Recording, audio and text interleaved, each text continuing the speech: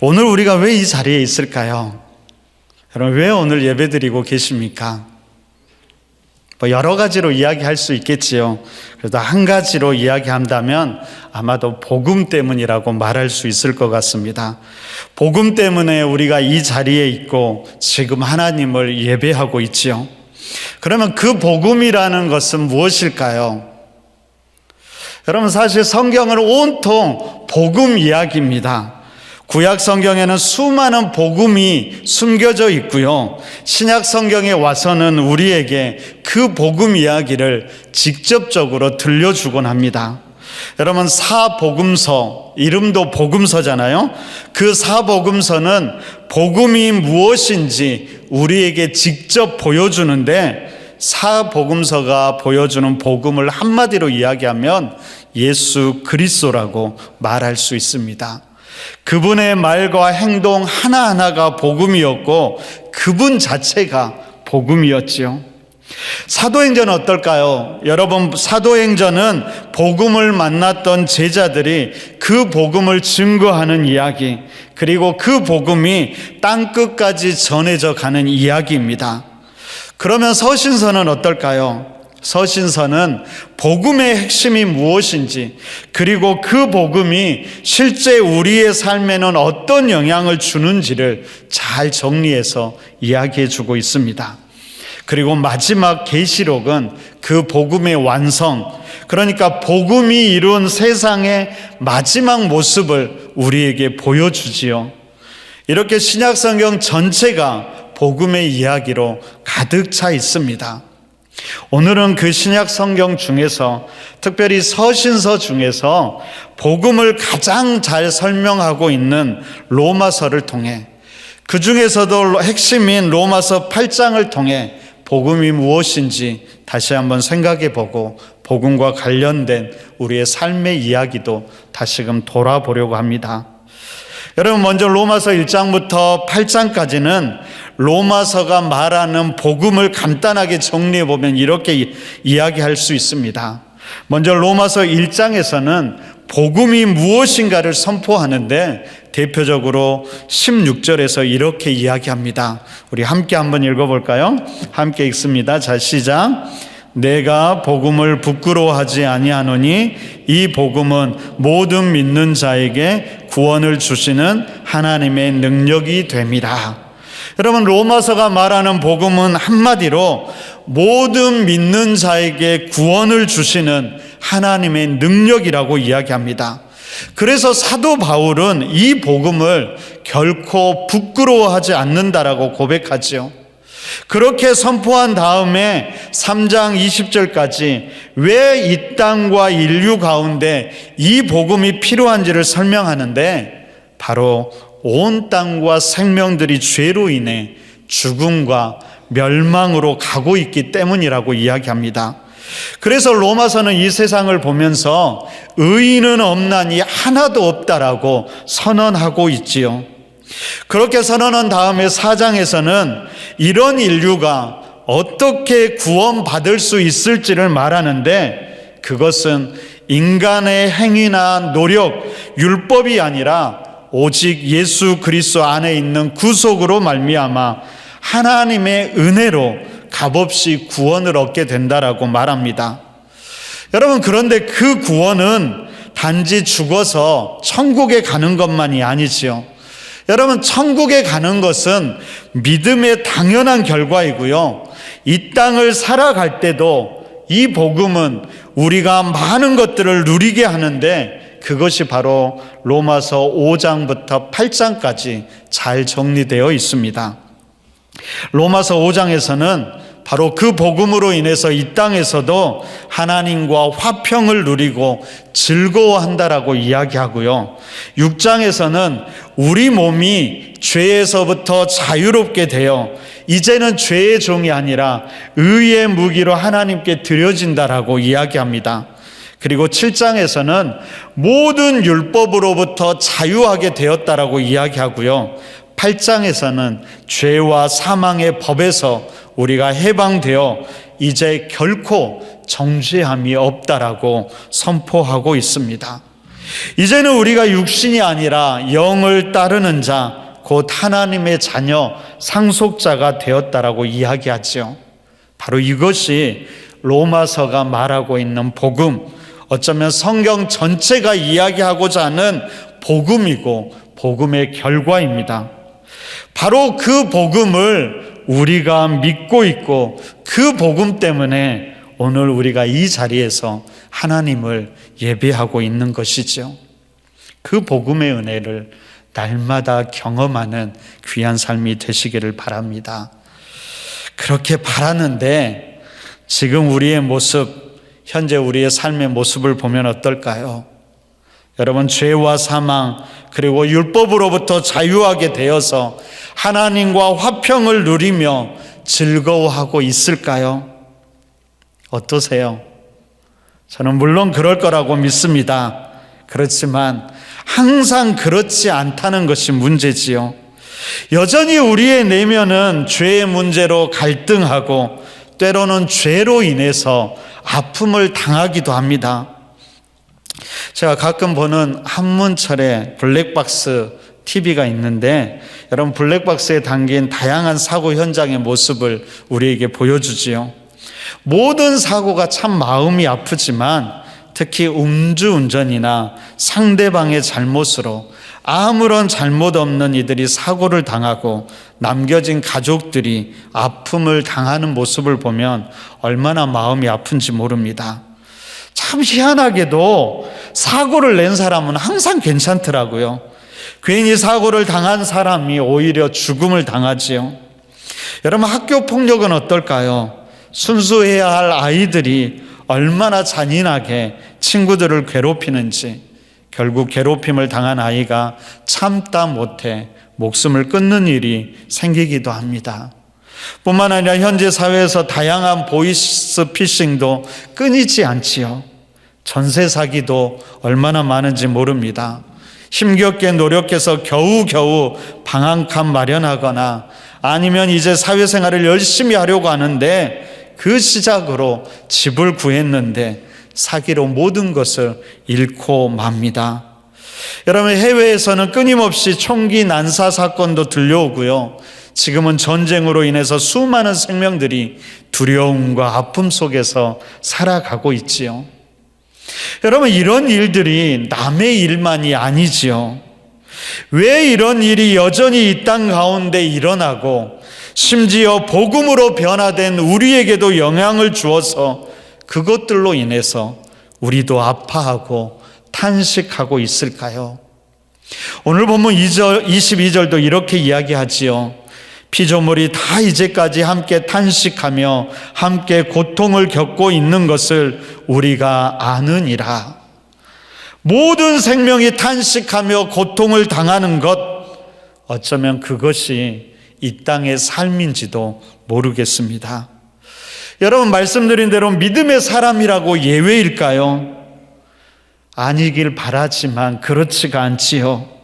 여전히 믿음의 사람들도 이러한 현실의 아픔을 피해가지 못하는 경우가 많습니다. 여러분, 로마서 8장은 복음을 말하면서 이러한 현실을 외면하거나 회피하지 않습니다. 이 땅의 아픔과 고난들을 무시하지도 않고요. 이 땅의 이러한 현실을 인정합니다. 하지만 거기에서 멈추고 주저앉지 않지요. 거기서 다시 일어날 것을 말하고 다시 일어날 수 있음을 우리에게 말해줍니다. 이것이 바로 로마서 8장의 위대함입니다. 어떻게 그것이 가능할까요? 로마서 8장은 우리에게 이렇게 이야기합니다. 첫째로, 로마서 8장은 이 땅의 삶을 인정하지만 이 땅의 삶이 전부가 아니라고 이야기합니다. 여러분, 18절을 볼까요? 우리 함께 한번 읽겠습니다. 18절입니다. 자, 시작. 생각하건대 현재의 고난은 장차 우리에게 나타날 영광과 비교할 수 없도다. 여러분, 분명히 우리는 이 땅 가운데 아픈 현실을 살아갑니다. 하지만 이것이 전부가 아니라 하나님이 아들이 나타나서 이루실 하나님 나라가 있으며 그 나라의 영광은 이 땅의 아픔과 고난에 비교할 수 없다라고 로마서는 이야기하고 있습니다. 그러므로 비록 우리가 이 땅에 발을 딛고 살아가지만, 그래서 아픔과 고난도 겪고 있지만 우리의 시선은 하나님 나라를 향할 수 있어야 한다라고 이야기하지요. 그리고 그 나라를 고대하면서 살아가야 한다라고 이야기합니다. 바로 그 소망이 우리를 다시 일으키고 다시 오늘을 믿음 가운데 살아가게 하는 것입니다. 히브리서 11장 1절에 이렇게 말씀합니다. 믿음은 바라는 것들의 실상이요 보이지 않는 것들의 증거니. 여러분, 우리가 바라는 것들이 비록 우리 육신의 눈으로는 보이지 않지만 믿음으로 우리는 그것을 보게 되고 믿음으로 우리는 그것을 경험하게 될 것이라는 말입니다. 여러분, 힘들고 어려운 현실 가운데 있을 때 이런 믿음의 눈이 열리기를 간절히 바랍니다. 자, 두 번째로 이 땅에서 아픔은 있지만 로마서는 또한 성령님이 함께하고 있다라고 우리에게 말씀해 주고 있습니다. 우리 26절 함께 한번 읽어볼까요? 함께 읽습니다. 자, 시작. 이와 같이 성령도 우리의 연약함을 도우시나니 오직 성령이 말할 수 없는 탄식으로 우리를 위하여 친히 간구하시느니라. 우리의 연약함을 도우시나니 이것이 성령님께서 하시는 일이라는 겁니다. 성령님은 능력이 많으시지요. 그렇지만 또한 성령은 참 따뜻한 분이십니다. 그 따뜻함으로 우리를 안으시고 우리를 위해 기꺼이 눈물을 흘리십니다.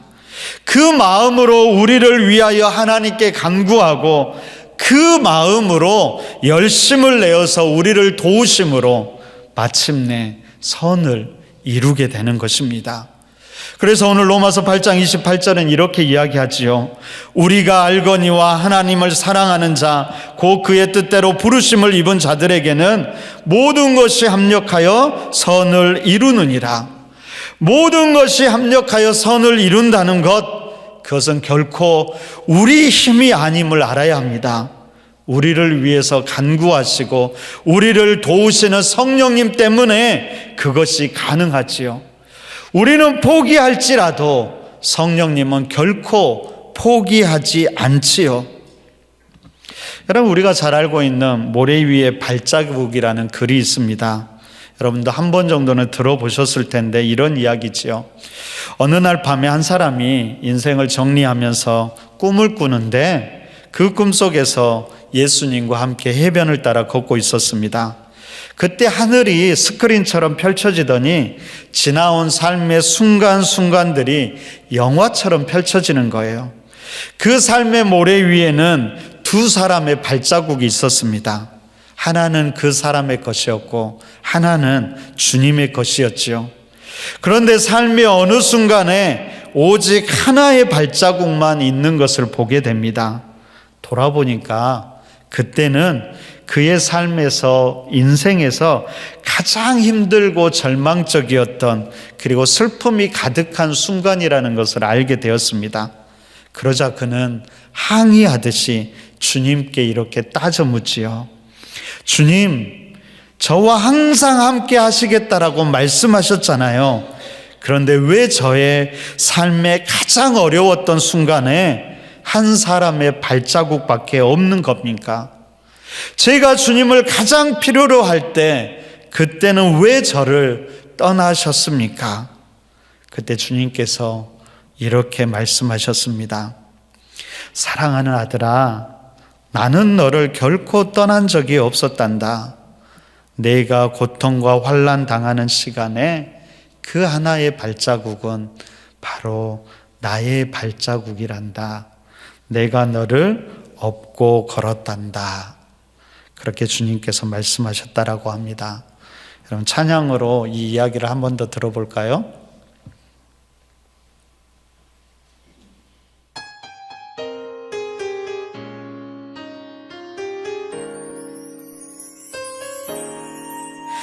나 어느 날 주와 함께 바닷가 거니는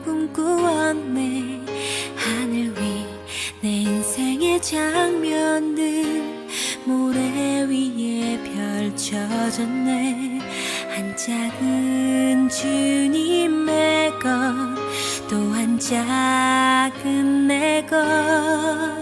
거기서 내 인생의 마지막 장면을 보았네.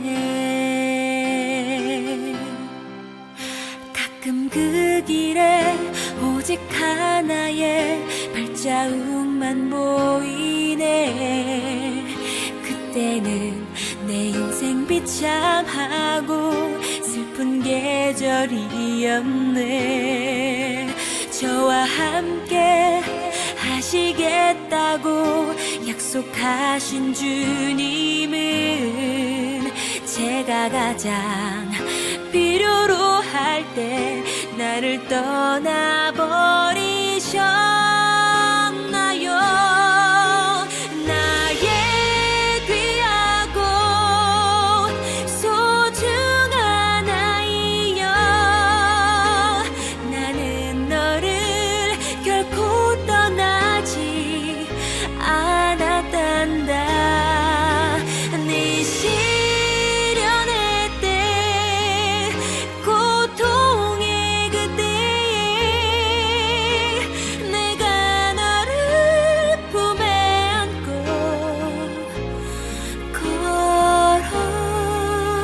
걸어오노라.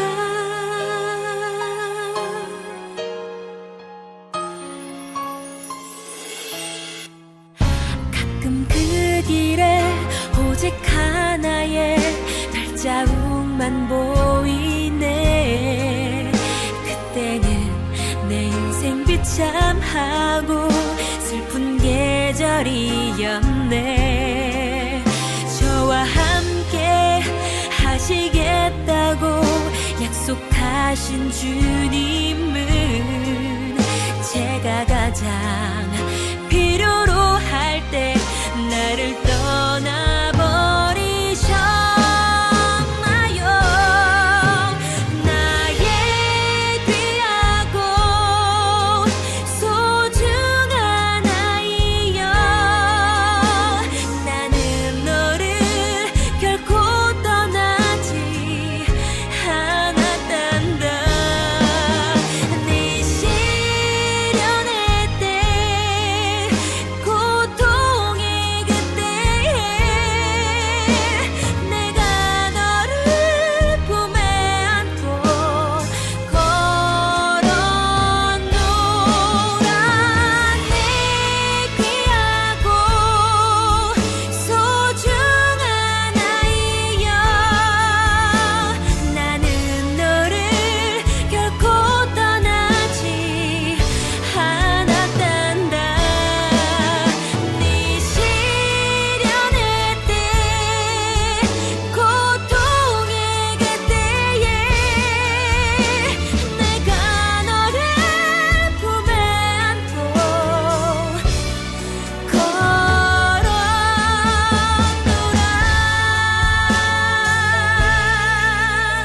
내가 너를 품에 안고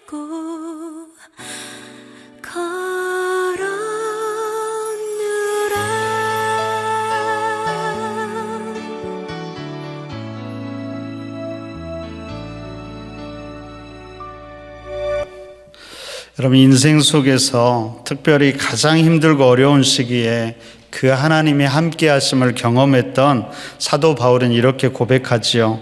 우리 35절부터 39절까지 우리 한 절씩 우리 사도 바울의 마음으로 함께 교독하도록 하겠습니다. 제가 35절 읽습니다. 누가 우리를 그리스도의 사랑에서 끊으리요? 환난이나 곤고나 박해나 기근이나 적신이나 위험이나 칼이랴. 기록된 바 우리가 종일 주를 위하여 죽임을 당하게 되며 도살당할 양같이 여김을 받았나이다 함과 같으니라. 그러나 이 모든 일에 우리를 사랑하시는 이로 말미암아 우리가 넉넉히 이기느니라.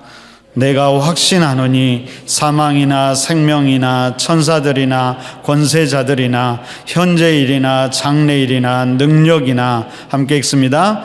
높음이나 깊음이나 다른 어떤 피조물이라도 우리를 우리 주 그리스도 예수 안에 있는 하나님의 사랑에서 끊을 수 없으리라. 여러분, 환난, 곤고, 박해, 기근, 적신, 위험, 칼, 그냥 개념적인 단어만이 아니지요. 사도 바울이 실제 삶 속에서 겪었던 것들이고 우리 삶 속에도 실제하는 것들입니다. 비록 우리 삶 가운데 이러한 것이 있을지라도, 우리 삶이 이러한 것으로 아픔과 고난을 당할지라도 넉넉히 이긴다라고 고백하고 있지요. 우리의 힘이 아닙니다. 예수 그리스도 안에 있는 하나님의 사랑으로 인함이지요. 바울은 이것을 내가 확신한다고 분명하게 말하고 선포하고 있습니다. 아무리 큰 환난이나 곤고도 그리스도의 사랑에서 우리를 끊을 수 없을 것입니다. 박해는 어떨까요? 우리를 힘들게 하고 아프게 하는 그 어떤 것도 그리스도의 사랑에서 우리를 끊을 수 없을 것입니다. 기근은 어떻습니까? 실패하고 망해서 굶주린다라고 해도 그리스도의 사랑에서 우리를 끊을 수 없을 것입니다. 적신은 어떻습니까? 우리가 벌거벗기우는 고난을 당할지라도 그리스도의 사랑에서 우리를 끊을 수 없을 것입니다. 모든 종류의 위험은 어떻습니까? 그리스도의 사랑에서 우리를 끊을 수 없을 것입니다. 우리를 위협하고 두렵게 하는 칼은 어떻습니까? 그리스도의 사랑에서 우리를 끊을 수 없을 것입니다.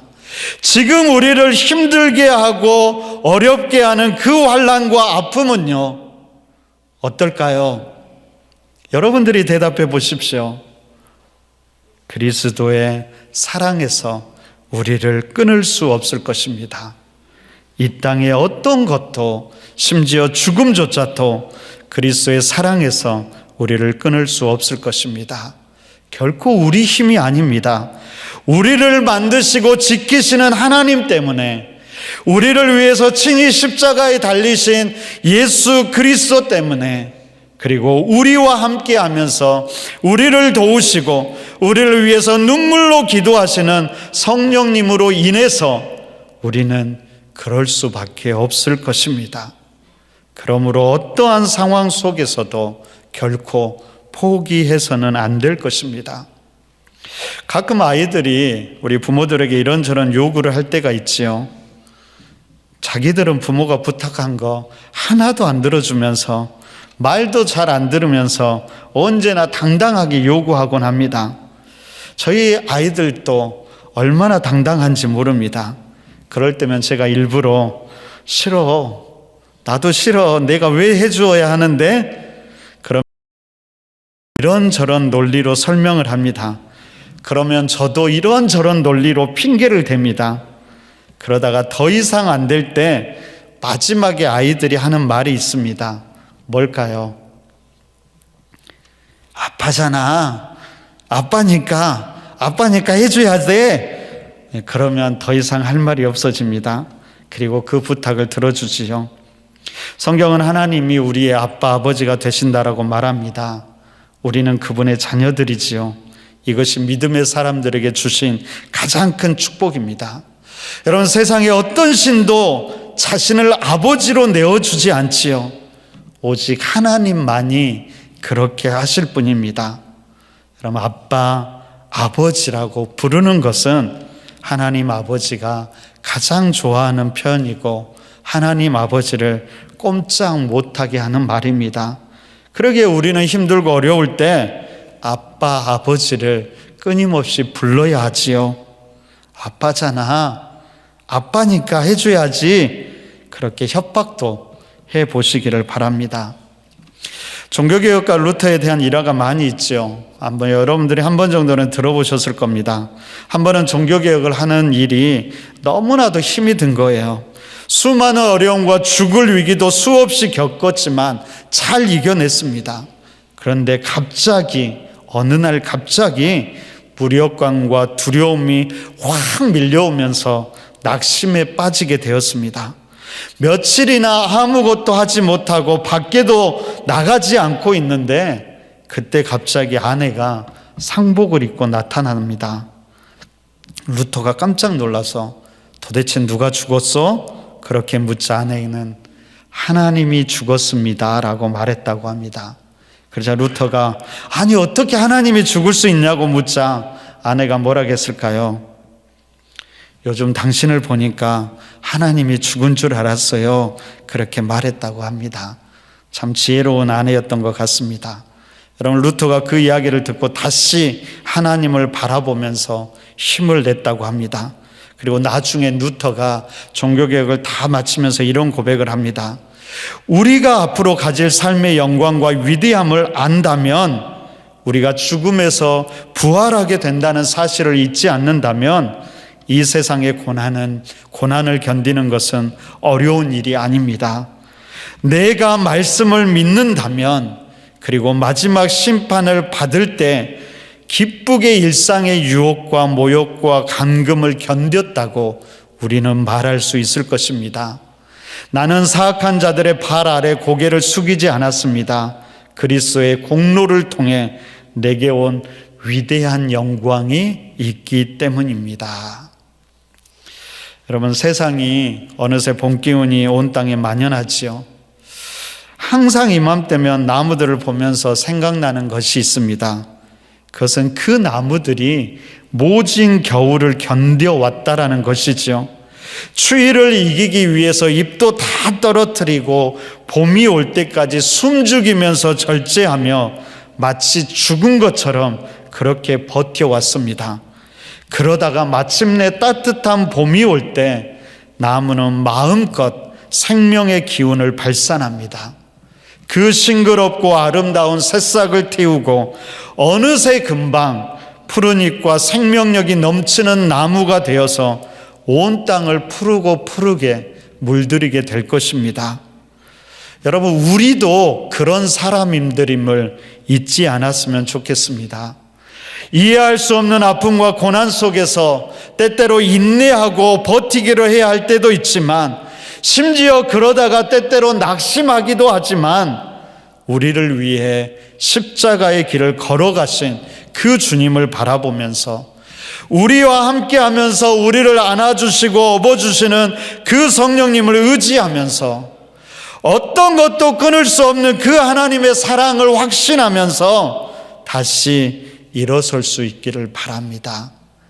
우리 힘만이 아니라 성령님이 그렇게 하실 것을 기대하시기 바랍니다.